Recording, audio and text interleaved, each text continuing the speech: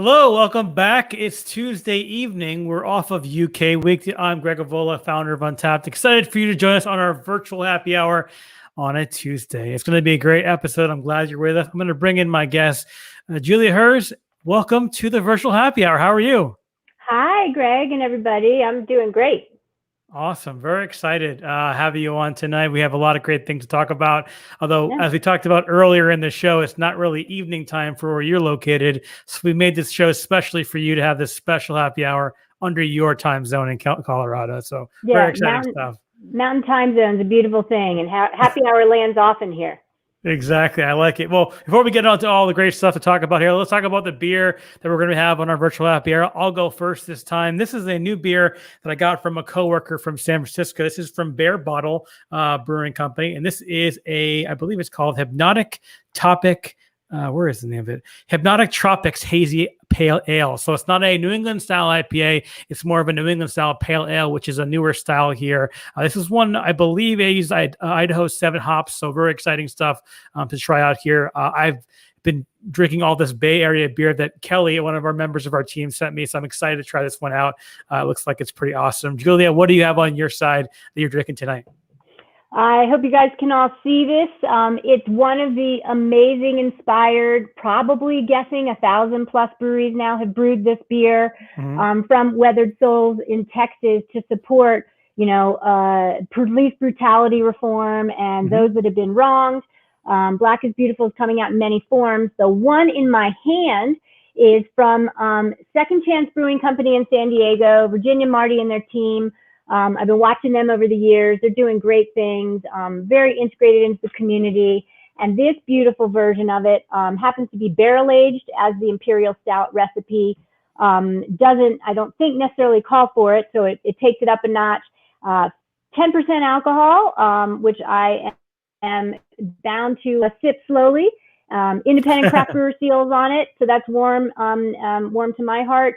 And then it's a wax top, you guys. And Greg, when I smell this, they put cinnamon in the wax. And so sensory wise, I am already into this beer, and I haven't even opened the bottle. That's awesome. I would never even think to kind of sniff the top there, but that's a great little touch that they put there. So, obviously this is a great initiative from the Black is Beautiful, campaign that we're having. So it's really exciting to see all the variants out there, and especially in big bottle form. I know there's a lot of different, variants, like I said, that are putting into this and bringing their own spins. So I'm glad to see some of that stuff get out of there. Ultimately, we have all the beers that we're drinking tonight on our show on the Untapped at Home venue itself. So you can go to that venue, check out the venue, check out the event, and then add those beers to your wish list so you can see exactly where to find it. But we've talked about beer enough. It's time to drink it. I'm salivating over here. So if you're out there, crack open your beer and pour it into your glass or drink it out of your can. And make sure you check in on Untapped as well, and check in using the Untapped at Home venue. It's a great place to tell everyone they are being safe out there, drinking together but apart.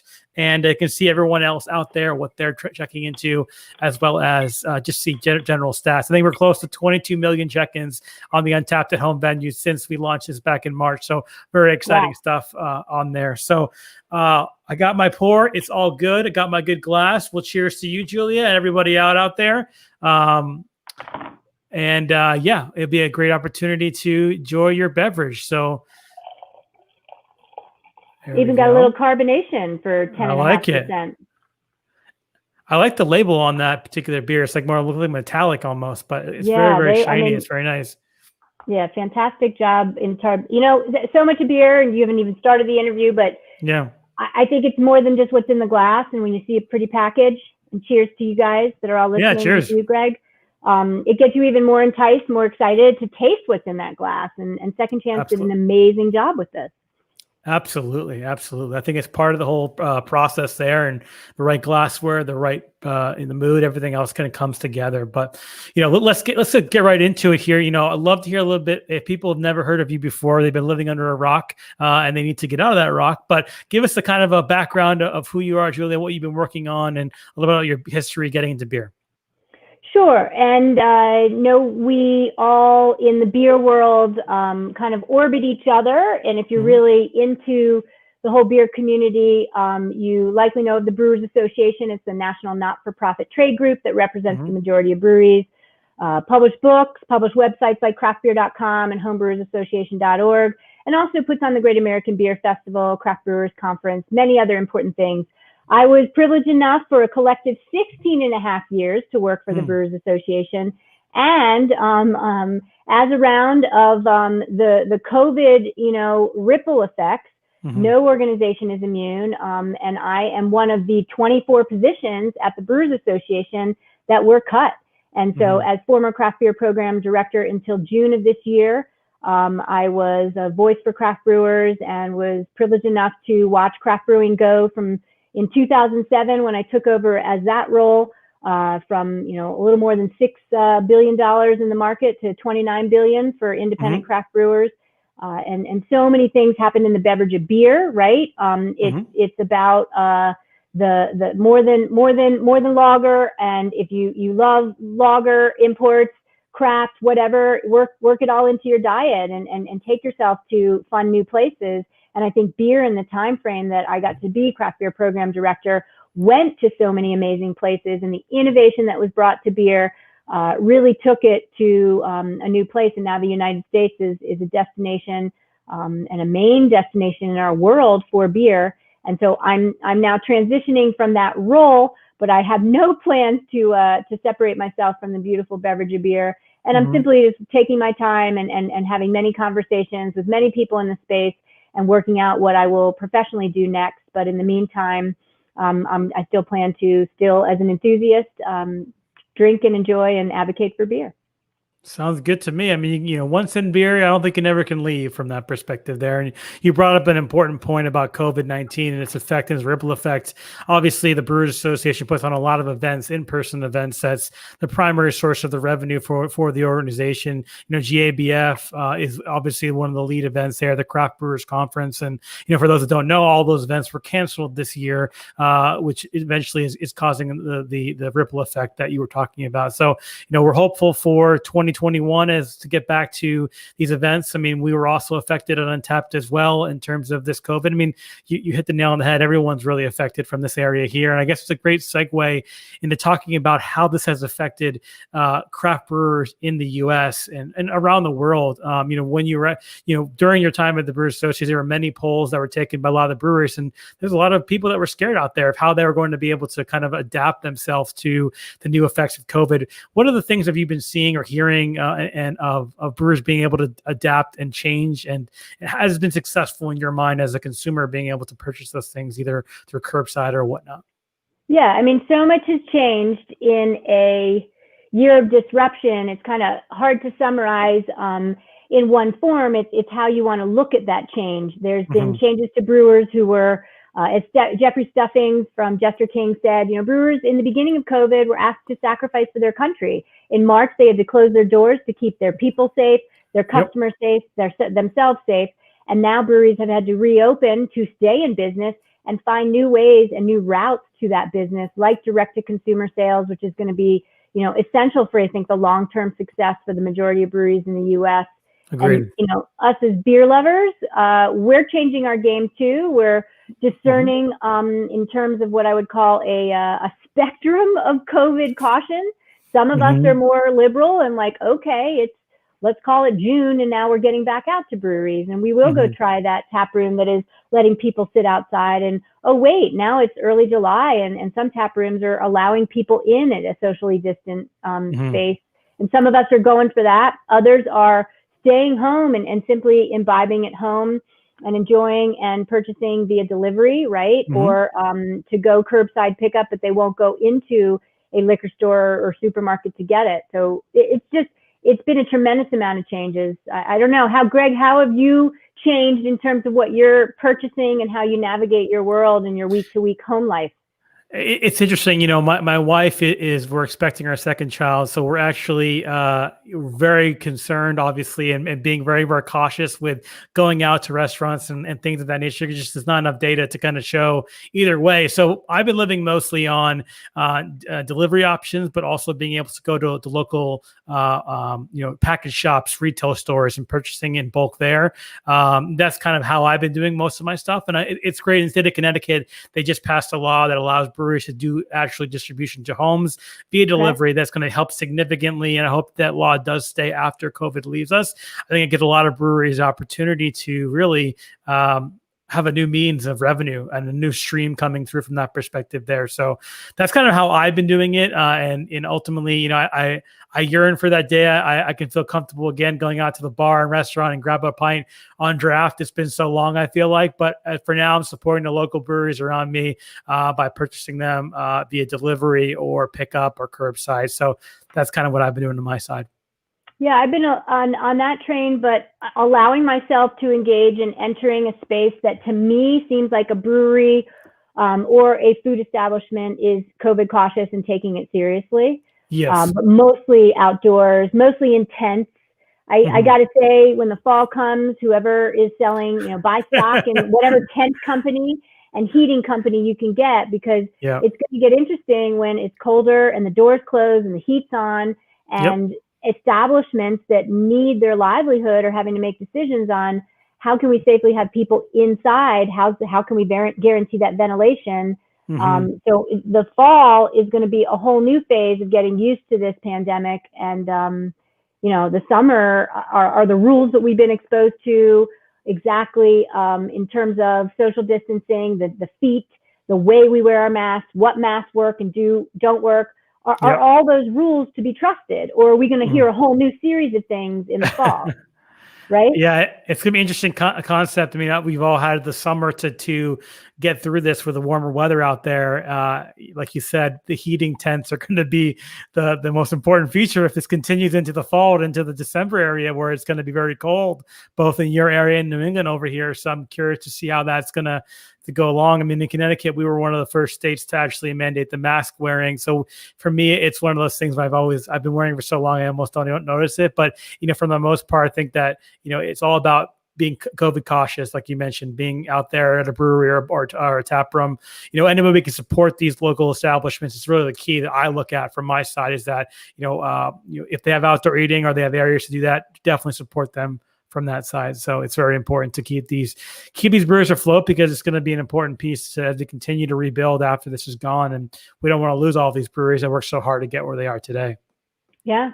Yeah, absolutely. Well, if you're watching right now, we're talking with Julia Herz, the former craft beer director for the Brewers Association. If you want to ask Julia a question, let us know on Twitter, Facebook, or YouTube. Just use the comment box in there. We'll be happy to look at them and see if we can get them on the screen and ask those questions to Julia. I guess I'll start with a little bit different direction. We talked about COVID-19, but one of the things I always like to ask my guests here on the show is a little bit about your local flavor, or where you're located in the brewery scene around your area. Obviously, in Colorado and Denver and Boulder, it's one of those brewers' paradises. There's breweries you can see to the end of the road there.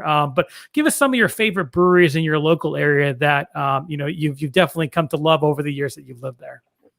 I love sharing that question because local is where we are most comfortable and familiar. And I toured somebody the other day on a bicycle through town, and we went nice. Into the river. I'm in the town of Lyons, Colorado. And we have a river that goes through the main area of town. You can tube, you can fish. We did fish, swim around in the river. And then I took him to Oscar Blues, the original Oscar Blues. And so if you look out this window here where my finger is, if I took you walking or on my golf cart, which is a little faster than walking, we would be at the original Oscar Blues in less than 10 minutes. And that's where they started canning Dale's Pale Ale. And then from the Lyons location, Oscar Blues went to many places and, you know, created Canarchy, but essentially went to Longmont after that. So 10 minutes out there is Oscar Blues. I love to get not just into Boulder, where the Brewers Association offices are and where I've worked for many years. Downtown Boulder and Pearl Street is such a gem. West Flanders is a great, not often known about spot. You have Mountain Sun, one of the original small brew pub chains that is really organic. They put Stout Month in February on the map. If you've heard of Stout Month at any brewery, it's probably because Mountain Sun did it first, and people come from all over the world to Boulder to go to Stout Month in February. You know, you go to Longmont with Left Hand, and you know, a multitude of breweries have really popped up. Wibby Brewing in Longmont is on fire. huge beer garden tent area. They were serving a cast pickled Helles. So they put pickle juice, like dill flavor, into the Helles, then cast conditioned it and tapped it the day we happened to be there. I always talk about the flavor profile of why you have a pickle next to your corned beef sandwich, and it's the acidity will break up some of the fat from that sandwich. It's a nice rest on the palate, and then that dill and garlic flavor will pop through. And the beer, the Helles, was a nice backdrop for that dill and essence of just pickle in a glass, which is amazing. So really going through Longmont, Berthoud Brewing area is good.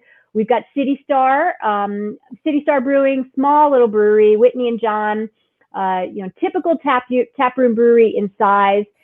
They live there. Their kids are raised there. They are intimate with every probably charitable cause in that small little town of Berthoud, which is less than 1,000 people, I believe.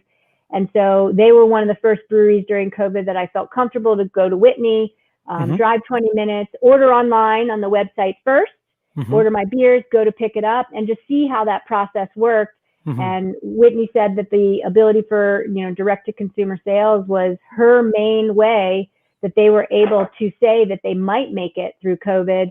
And lucky enough for them, they're still going strong, at least at this point. So they're doing great things. Yeah, I mean, it's great to see so many breweries come together to try to solve this problem, and whether it's, technology-wise for the curbside pickup and things like that, ordering online ahead of time. I've seen so many breweries in my local area go immediately to online once this kind of pandemic hit. And the real question is, will that kind of maintain itself after COVID is gone? I talked to some of the people over at Trillium, and they do delivery, and it's been a huge success for them. But one of the reasons why they're able to do it so much is because no one's really driving to work or driving into Boston, because everyone's working remotely. And once that happens and flips the switches, it's going to be very hard for them to actually get the delivery the same way they do this now, because there's too much traffic for the delivery trucks to go in. So I'm really curious to see how this plays out. Obviously, we talked a little bit about how when the colder weather comes, people aren't going to be able to, sit outside without heaters. Is delivery going to be more prevalent there than it is back when we're in the summertime, where people don't mind going out there? I don't know. It's hard to tell at this point, but like we talked about earlier in the show here, it's incredibly important to support your local breweries and buy those 4-packs, 6-packs from them, because that's their primary source of revenue, especially if you are only doing a tap room with no food or anything of that nature. So it's really important.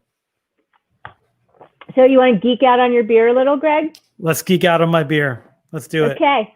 Hey, I mentioned, I don't know if you want to go here or cover other questions, but one of the things in my beer world studies and Cicerone studies that helped me as a tool was a system kind of like the wine deductive tasting method, but I call it the A to Z of beer styles, and craftbeer.com has published it. And when I authored it, it really was finally the one memory way that I could guarantee that if I went down a checklist, I would be able to say and describe, okay, here's what's in this glass. Tell me everything about it. And I usually, if I go down the list, won't miss anything. And so it's kind of a fun one. You could do it with your beer. Everybody else could do it with theirs. Absolutely. Let's do it. Yeah. And so this study guide is just A through Z, and it takes some time, and we don't have all the time in the world. So I'm just going to say the triggers and let you guys answer in your minds what your beer is displaying for that. And then I guarantee you're going to have a very complete roadmap for description for each beer that you ever have if you want to apply this. Sounds good. Let's do it. Right on. Here we go. And for my Black is Beautiful from Second Chance, I'm starting with alcohol for A. So we go down the list and, think about the ranges there. Is it detectable, mild, noticeable, harsh, right? How deep into the ethanol range is the beer in your glass? And that's alcohol. Absolutely. Brewing. Go ahead, Greg. Yeah, I was going to say, from my perspective here, I'm trying to find on the glass here. This is a 5.1%. This one is, again, this is the Hypnotic Tropics Hazy Pale Ale. So not an Imperial, not a double, just a single Pale Ale here at a 5% range. So, if you had told me this is 5%, I would have told you that it's lower.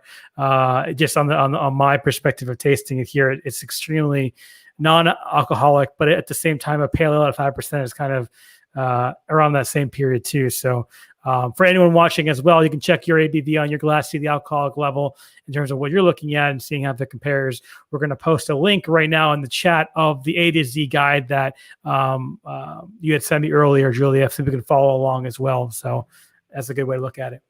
Yeah. And so brewing, conditioning, and process is a big deal. And so asking yourself what might technique-wise have the beer been exposed to? And in my case, Second Chance's Black is Beautiful was barrel aged. So I'm definitely getting essence of tannins and even more notes from what was in that barrel than if it had not been put through that process. So brewing, conditioning, and process is always a good one to ask. Very good. Awesome. Let's keep going with this. If you have any questions about your beer and you want to talk specifically about that, make a comment in the chat. We'd love to put up on the screen and show your answer to some of these things as we go through this list. Okay. I got carbonation in terms of visually. Is it slow, medium, fast rising bubbles? That's an attribute that will also lend itself to mouthfeel. Another C. So we're going down A, B. Now we're in the C's. Carbonation. We got clarity. How clear is it? Right? And describing that. What's the color of the beer? Another C. That's important to note and helpful and gives you clues on some of the ingredients. What country of origin is your beer from? That's always a good one because I think beer teaches us history and geography as well as about ingredients. And then F, skipping a couple letters, but F, what food would your beer pair with? Right? Huge arena. And everyone that is drinking beer and enjoying beverages, more often than not, we're doing that with food. So describing what it might go with, I think is really key. Absolutely. I'll stop you there for a quick second. There's a question that came up here. I think we all know who this person is. Dr. J, thanks for writing in there. But what's your last great food and beer pairing that you had that you can remember? Hi, Jay. How are you? I'm a big fan. And I love that question. It's funny because it takes a lot for me to have a home run pairing. And so I'm going to answer it in a moment, but I want to set up the answer. Most pairings to me are not necessarily to the home run level. It's hard to do. Love them when we get them. Maybe 1 in 10, 1 in 20. Some and most hopefully are at least middle of the road. Beer doesn't take away from the food. Food doesn't take away from the beer. They're pleasant with each other, but they're not, 1 + 1 = 5. And then, hopefully you don't get that pairing that's a train wreck where beer takes away from the food or the food takes away from the beer. But in terms of what I've had recently, we had a shrimp boil on my patio recently.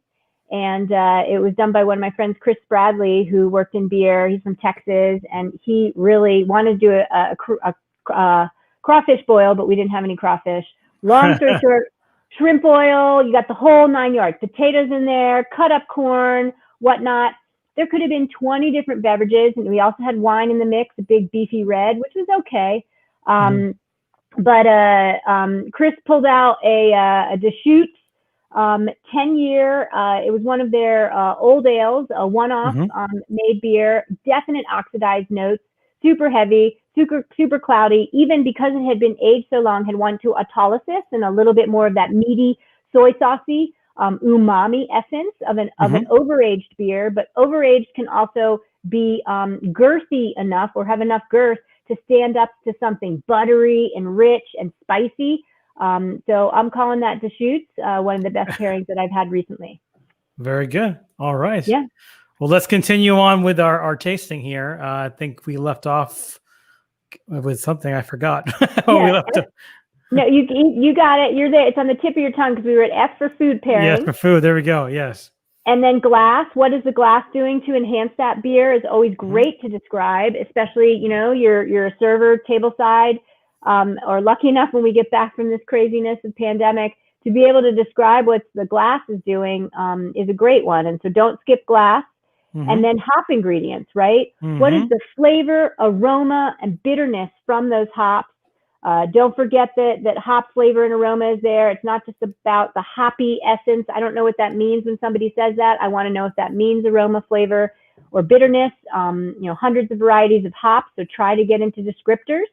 And then you go from H to M, malt ingredients, right? What are the flavor and aroma ranges from in your beer from malt?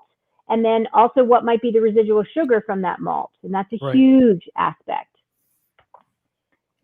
Yeah, for me, this one has Idaho 7 hops. I actually haven't had a lot of Idaho 7 hops. There's a local brewery in my area here, Hanging Hills, does a very good Idaho 7 hops. But it's, my favorite hop from my perspective. Mosaic is one of my favorites to try here. But like you said, being more descriptive with your way of reviewing a beer or talking about it can get you outside the normal of, oh, it's really hoppy, or this one is so hoppy. Like, use some more descriptors, and this gives you a perspective of what's happening from the side. Right. And part of the study guide does have a tasting sheet that takes you through the whole strata of potential flavor and sensory notes for hops and malt that you could identify. And now we're at O for other ingredients. Don't forget the flavor attributes and mouthfeel attributes from other fermentables of adjuncts.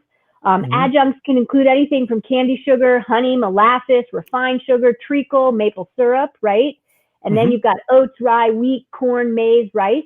There is a difference when those are used. They're not just fermentables. I can taste the difference when, say, a mass-produced lager has rice compared to corn, and many people really care about the difference there, and they take pride in having choice over that. So the O's and other ingredients is a biggie. And then also oxidative aged qualities. I mentioned that to Suits earlier, how much oxidation might be in there. It can be positive, not always, and I certainly don't like to get beers that weren't meant to be oxidized. But if you've got a beer that's meant to be aged, you might start to get some almond notes or black currants and sherry notes, and those can be very, very pleasurable compared to, say, papery, cardboard, and that metallic that is often unintended. So that's a biggie to watch for. Very good.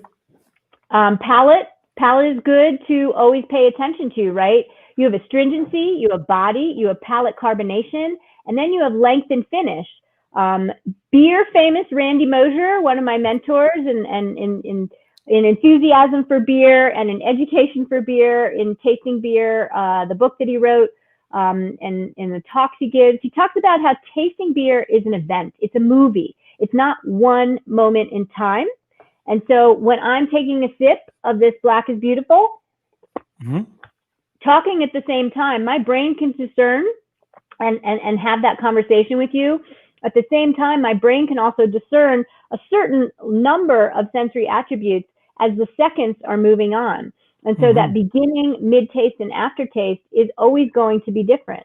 And so I think paying attention to that and how a beer displays itself is good. Some beers start out great and then kind of fall flat and don't deliver that strong finish. So that's a really good one to pay attention to in terms of palate. Yeah, absolutely. If you're watching out there too, sometimes you may take a sip of beer and the first sip is like not so great and it finishes off better, or inverse. This is what we're talking about here with that mouthfeel and that palate from that perspective too. So being able to identify, people say, oh yeah, it's really hoppy or spicy in the back. That's kind of where that comes from, is that, the different flavors of drinking that beer from the very beginning to the very end all comes together in this kind of identification. Yep, and we're almost done on our A to Z study guide, deductive tasting. Serving temperature, describing that, I think is important. That will be a variable for what you're perceiving and noting. You've got water type.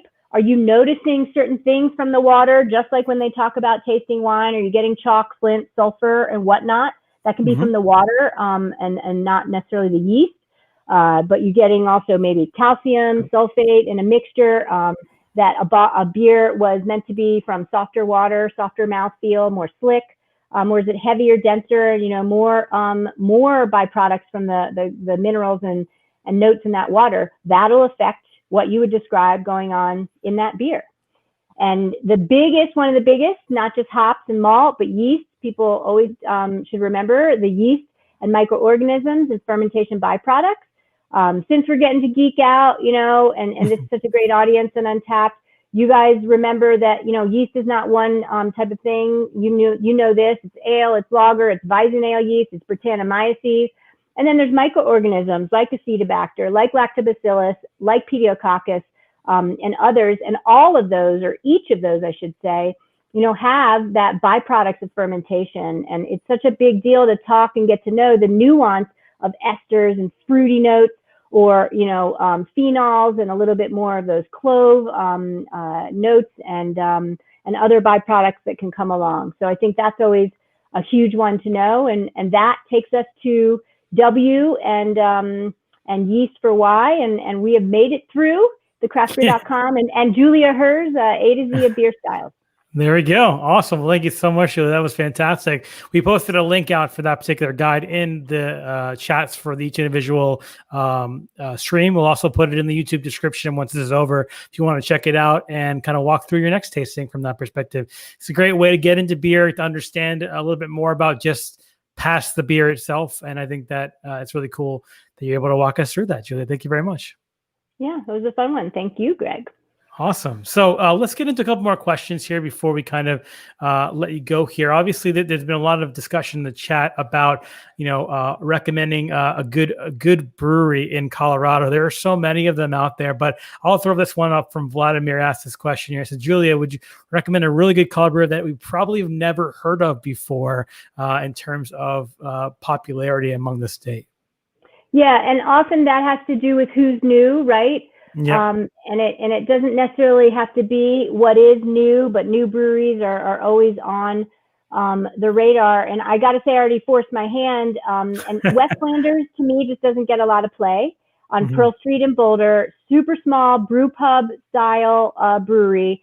The foods that they have, selection-wise, they are brewing beers that then are strategically paired with and suggested on their menu. And it's all Belgian-style beers. Brian Lutz is the brewer. He was the second brewer of Oscar Blues out that window. Oh, wow. And frankly, the brewer that canning Oscar Blues Dale's Pale Ale happened under. And then when Brian landed at West Flanders, I think he really took it to a whole new level. And what they're doing now under his legacy and other brewers that have come through since, I think continues to be exciting. And I just love those small little brewery destinations. So when you come to Colorado and you come to Boulder, don't miss your mainstays of Mountain Sun and so many other great breweries right in the Boulder area, but definitely make sure you check out Westlanders. Sounds good. We'll do that. And hopefully we'll get a chance to travel again with all the stuff that's happening. My experience in Colorado has been really in Denver, from GABF and going there for multiple times. And one of the breweries that probably people know a lot is Cerebral Brewing Company, which is one of my favorites to be down in Denver there. We were fortunate to have a 7 city tour event in Denver last year, right before GABF at that location. And it's very packed. So if you go there, obviously be aware of that. But it's a great hazy IPA, New England IPA, juicy if you're into that kind of thing there. And I love the food truck outside, the kind of quaint area that's out there. I used to live in New York City where quaint didn't really cut it or be existent in many of these little breweries, but it's nice to have that as well. So that'd be my pick, Vladimir. Not probably well known from that perspective. And my knowledge of Colorado breweries is not as vast as Julia over here, but that would be a place I definitely would like to recommend from that side. I approve that suggestion. It's approved by Julia. We're all good on this frontier. So ultimately, why don't we ask one more question here and before we end? And ultimately, we talked about the BA. We talked about all the stuff that's happened there. We talked about what's next for you. What about the state of craft beer from the U.S. perspective? Obviously, COVID's hit us pretty hard from that perspective. But how do you see the U.S. craft scene bouncing back from this, or are we set back to a previous time period where it's going to take us a longer time to get back to where we were pre-COVID-19? Well, I think there's a lot there to unpack, and 2020 is an unfolding story, right? So the story is still being written while we are all watching history, and I think every month is a whole new era of challenges and frankly roadblocks. And before COVID, we were even on behalf of advocacy side explaining that breweries, in terms of the laws and regulations in the U.S., don't have everything, say, that wineries do, right? Direct to consumer sales that we are now seeing in this wonderful Wild West of 2020. Wineries already had 40 plus states that they could already do that in. Breweries are maybe 10. So I think that's one. And the story does tell us for the first half of the year from the Brewers Association statistics that, craft sales were down 10%. compared to the same time period in 2019. That's not so bad. That percentage was talked about to be potentially much higher. So I'm hedging my bets and saying, in terms of what's next for craft brewers, we got to get past 2020 and make sure that these breweries stay open. And so if you are aware of a brewery, frankly, that isn't on the restaurant menu, isn't on the liquor store shelf, but they are open, order from them, take the time, kind of European style, go to your one shop for this, your one shop for that, your one shop for that, and give them a little biz, because it's important. And I think the whole movement was really just starting to flourish. And I know there was talks of bloodbath at retail, and there was a lot in 19 that was really starting to show that we were reaching that slowing growth, and it was getting much more competitive on the regional craft brewer level. But I think the smallest of small brewers especially were just getting started, and the regional craft brewers were just getting established, where they were playing in a bigger space and really learning how to do that in a way that big beer taught them. And they were competing on a really robust level. And that's a very fragile place right now. So I hope that in 2021, we can continue to get back to some of that growth that we were seeing prior to COVID. Yeah, it's interesting perspective there. And I'm with you 100% on being as bullish as possible on this scenario. I remember the articles that you guys have written in the late 2019 about, is this a boom? Is this a bubble that's going to burst, from that perspective, on the number of craft brewers in the area and the need to be a differentiating piece between the two? But my heart goes out to some of these smaller breweries here in this situation, the ones that opened up in February, the ones that opened up in January, that really need our support to continue to make great beer out there. And the whole notion of being a tap room related brewery where you make a majority of your money on food sales and also the beer has gone out the window. You have to rely now on outdoor dining if you have it, or delivery, or curbside. So it's a struggle for a lot of breweries. And as we mentioned many times in the show, it's all about being able to support your local breweries. I think coming together, we'll find some good times, hopefully in the future, where we all can have a beer again. But until then, this is the best way to support your local breweries out there. Yeah, and these breweries are being asked to be ninjas in so many arenas that take so much time. They now have to be not only contamination specialists in the brew house, contamination specialists for their staff and themselves and their customers. And I think another good way we can all support that is if we see an experience and we're exposed to something that just to us does not feel COVID safe, and the brewery has put forth that they are trying to actually be there, it is worth telling the establishment what you noticed, so we can each be their set of eyes, and giving them another chance after that, as long as you feel safe to go back well, there's no safe in COVID, but as long as you feel comfortable to go back, be their advocates. Don't just be a judge one and done. Because nobody has, that third eye all the time. So we can be the third eye for breweries and help them kind of get grounded on what they're missing. Sounds good. Awesome. Well, Julia, thank you so much for being part of the show this evening. I think we had a great time geeking out with all the beer tasting there. It was a lot of fun. I see a lot of comments in the chat about people enjoying that. So that was a lot of fun as well. But I want to give you an opportunity to tell people where you are, how they can get in contact with you on social media, or anything else that you want to kind of do one last pitch at the end of the show here. Sounds good. Time went fast. I hope everybody did their A to Z with us and enjoyed their beer. What's next with me and how you can find me are two different things. One project that I was actually in the works and already done, but it hasn't emerged yet in the US is a beer movie. So if you go to beermovie.org, there's an amazing movie out there that will have a US tour eventually for this film. And if you're into the beauty of beer, this is from a director, Frederick Mosier shot it. I am featured in it as the homebrewing subject. You've got Peter Buchart from Purpose Brewing. You've got Steve Hindy from Brooklyn Brewing, and you've got international brewers. And it's all about big versus small in a good way and a challenging way and a tension way and a growth way.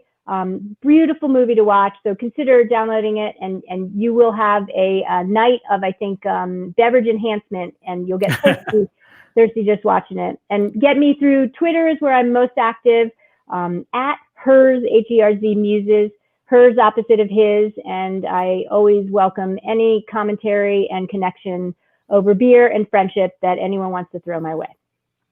Sounds great. Well, thank you so much, Julia. We appreciate it. Thanks for being part of the show. Yep. Good cheers and beers to you, Greg. Take care. Cheers. Awesome. Well, thank you so much, everybody, for watching our Tuesday virtual happy hour. Hope you had a great time. We have a packed week. We have a reschedule for Matt Galligan going tomorrow night at 7 p.m. That will be right here on Untapped TV, so make sure you check that out. And on Thursday, we're talking to Hoppy Hayes. She is a marketing expert at a brewery here in Charlotte, North Carolina. We're talking all things about brewery marketing, how you can help your brewery, social media engagement. We're going to do all those fun things and talk about our really famous Instagram account as well. It's going to be a great time. It'll be on Thursday at 7 p.m. Check it out, untapped.tv, for all the good news, where you can find us on social media, as well as where to watch past episodes. And if you're tired of seeing my face by now, maybe you are, maybe you aren't, you listen to the podcast episodes. We're just the audio only for all of our TV shows at untapped.tv, or also anywhere you listen to your podcast. So thank you so much for watching tonight. Cheers, everybody, and we'll see you tomorrow for another episode of